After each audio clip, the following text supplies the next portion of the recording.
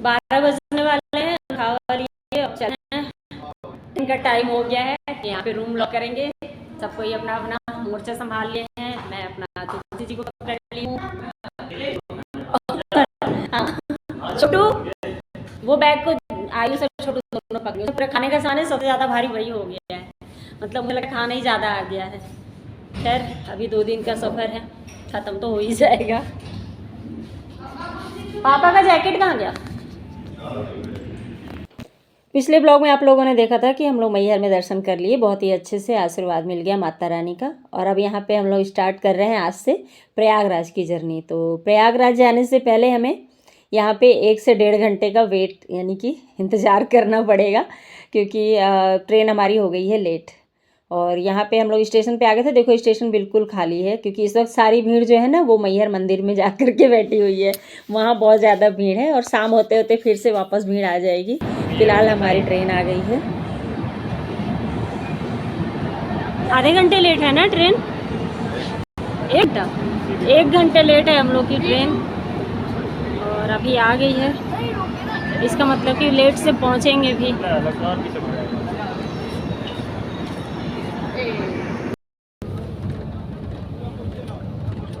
बस एक seat confirm हुई है और हम तीनों यहाँ बैठे हैं।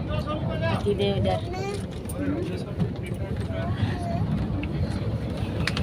और ऐसे ही हम लोग जाने वाले हैं। कहाँ जाना? प्रयागराज ना? हाँ, इलाहाबाद नहीं, प्रयागराज वही है, दोनों वही चीज़ें हैं। और 3 से 4 घंटे का सफ़र है, बस बैठ के जाएंगे। कंफर्म ही नहीं हुई, बस एक सीट कंफर्म हुई। अच्छा वो एक हो गई, नहीं तो हम फिर वापस घर जाते कंफर्म नहीं होती तो। पर एक सीट कंफर्म थी तो ये हुआ चलो बैठ के चले जाएं, क्योंकि हमारी जो आने की टिकट है ना वो पूरी कंफर्म है चारों। जाने की टिकट जो मैहर से थी वो कंफर्म नहीं थी। तो हमारा था कि अगर नहीं होगी कंफर्म तो वापस जाएंगे, पर एक सीट कंफर्म हो गई तो हम लोग जाने में थोड़ी सी मेहनत तो करनी पड़ी है ना।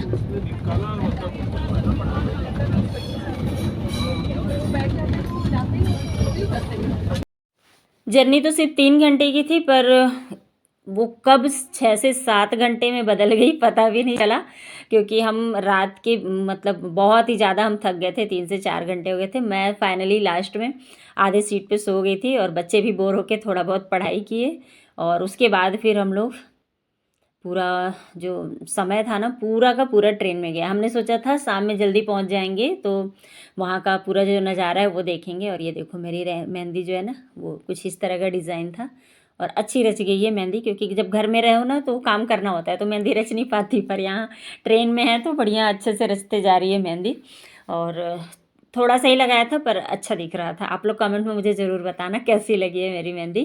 फ़िलहाल हम लोग का जो प्लान था ना वो सारा चौपट होता दिख रहा था, क्योंकि हमारा प्लान था कि जो नदी के इस पार मतलब पुल के इस पार जो था ना सब कुछ देखने का, तो वो सब देखेंगे। पर इस तरह से हुआ, इतना लेट हो गया कि हमको कुछ भी देखने को नहीं मिला। हम मतलब पहुँचे ही इतना ज़्यादा लेट थे कि फिर वहाँ से हिलना पॉसिबल ही नहीं था। और ये देखो कुंभ स्पेशल ट्रेन भी बाजू में खड़ी हो गई थी और हमारी भी ट्रेन खड़ी थी यहाँ। मतलब ना मुझे लगता है हर आधे घंटे बाद हमारी ट्रेन एक एक घंटे रुक के चल रही थी।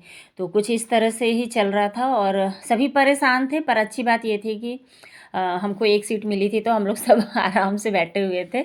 और नीचे के जो लोग थे ना वो भी अच्छे थे, क्योंकि वो नीचे मेरे हस्बैंड को बैठने भी दिए थे, नहीं तो फिर वो बोलते ना कि एक सीट है बस आपकी और आप लोग 4 लोग बैठ रहे हो।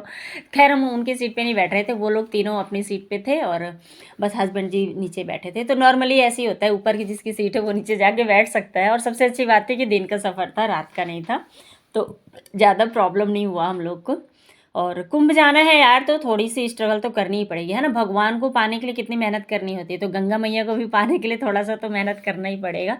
तो इसलिए हम लोग को ना कुछ ज़्यादा तकलीफ़ नहीं हो रहा था, हम मतलब खुश थे। पर हाँ पैर मोड़े मोड़े बैठे बैठे ऊब भी गए थे और पैर भी दुखने लगा था, ये तो था। इंतज़ार ज़रूर ये था कि जल्दी से नीचे उतरें, क्योंकि इतनी भीड़ थी ट्रेन में ना कि आप मतलब ऐसा नीचे उतर के टहल भी नहीं सकते थे। तो इसलिए जो जगह मिल गई थी चुपचाप से बैठने में ही भलाई दिख रहा था, इसलिए हम लोग चुपचाप से बैठे हुए थे। बस छोटा वाला थोड़ा सा मस्ती कर रहा था इधर से उधर, और मतलब हद से ज़्यादा मैं तो थक गई थी, क्योंकि मेरे सिर में दर्द भी होने लगा था। धूप में, जैसे मैं मैहर से जब निकले थे ना तो धूप में थोड़ा सा चलना पड़ा था, तो उस चक्कर में। और यहाँ पे सो के भी उठ गई। सारे लोग आ गए हैं कुंभ स्नान करके और हम लोग को बेस्ट विशेष दे रहे हैं, तो इसके लिए थैंक यू सो मच। आप लोग से मिलके भी अच्छा लगा। 10 मिनट का ही मुलाकात। Okay bye. तो ये जो सारे लोग थे ना, ये प्रयागराज जंक्शन से मतलब ये लोग चढ़े थे, वहाँ से ये लोग दर्शन करके आए थे। और ये लोग बता रहे थे कि ये 15 से 20 किलोमीटर पैदल चल के आए हैं। तो हमें तो सुन के ही अब बिल्कुल बहुत ही डर लग रहा था कि ये किस तरह का है। पर हम लोग का जो स्टेशन था वो था प्रयाग जंक्शन, मतलब प्रयागराज नहीं, प्रयाग जंक्शन। इस बात को ध्यान रखिएगा, अगर अभी तक आप महाकुंभ नहीं गए हैं तो अगर जाना है तो इसके लिए आपको ध्यान रखना होगा कि प्रयाग जंक्शन के स्टेशन पे आप उतरिए, तो आपका जो सफ़र है ना बहुत ही ईजिली होगा। आगे बताऊंगी कि कितना ईजी हम लोग का ये सफ़र था। तो जो सही डिसीजन था ये मेरे हस्बैंड के फ्रेंड की वजह से हमको ये मिला, नहीं तो हम भी नॉर्मली या तो नैनी स्टेशन उतरते या प्रयागराज जंक्शन उतरते। पर हम लोगों ने डिसाइड किया कि हमारी वैसे मतलब जो टिकट भी थी ना वो प्रयाग जंक्शन तक की थी, तो इसलिए हम लोग वहाँ उतरे। और उसके बाद देखो भीड़ का क्या हाल था पूरा, मतलब जितने ही नज़दीक आप पहुँच रहे थे ना उतने ही ज़्यादा भरते जा रहा था ट्रेन। फ़िलहाल हम लोग उतरे और पूरे 1 घंटे हम गेट पे खड़े रहे, मतलब 10 मिनट के सफ़र को हमने 1 घंटे में कंप्लीट किया। हम सोचे कि 10 मिनट में हमारी ट्रेन आ जाएगी, इसलिए हम एक स्टेशन पहले ही निकल के सीट से और बाहर गेट पे आ गए थे, क्योंकि गेट पे इतनी भीड़ हो जा रही थी कि आप उतर नहीं पाओगे।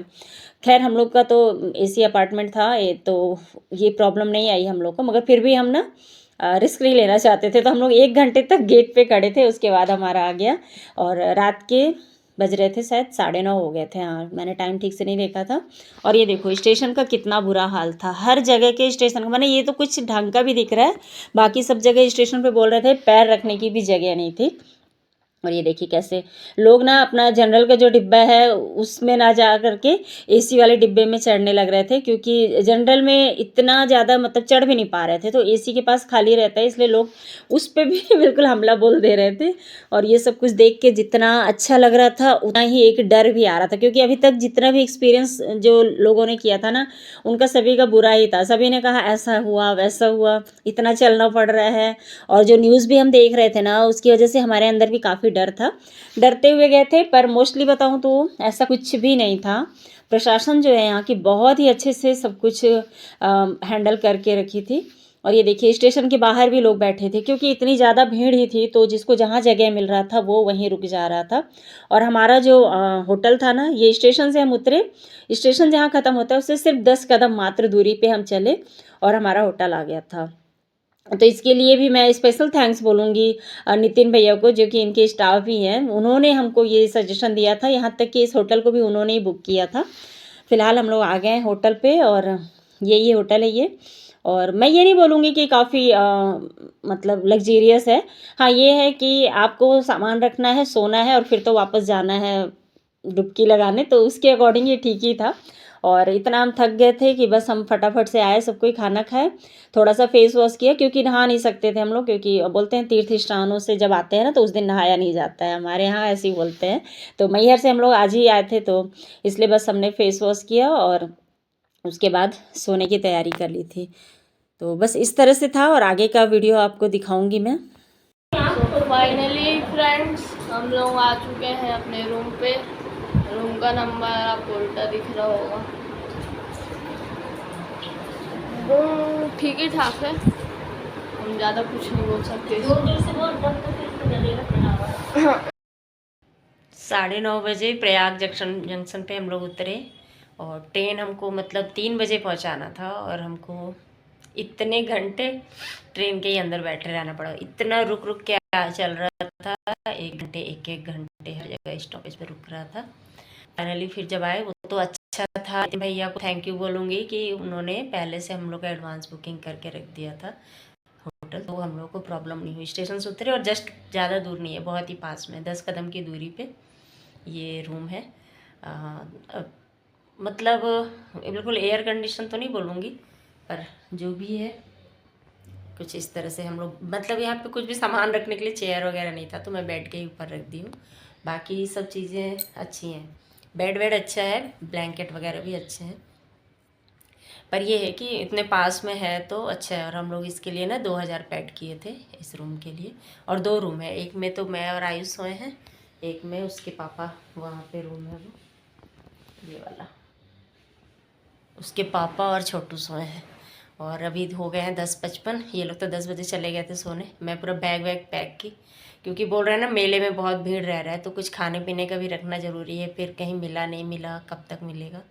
मेहंदी अच्छी रच गई है देखो, पर इस बार एक ही हाथ में लगा पाई मैं, दूसरे हाथ में लगा ही नहीं पाई हूँ।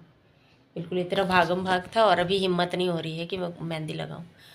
तो बस अभी सोऊंगी, क्योंकि मैहर में थक गए थे एकदम आते जाते पूरा दिन।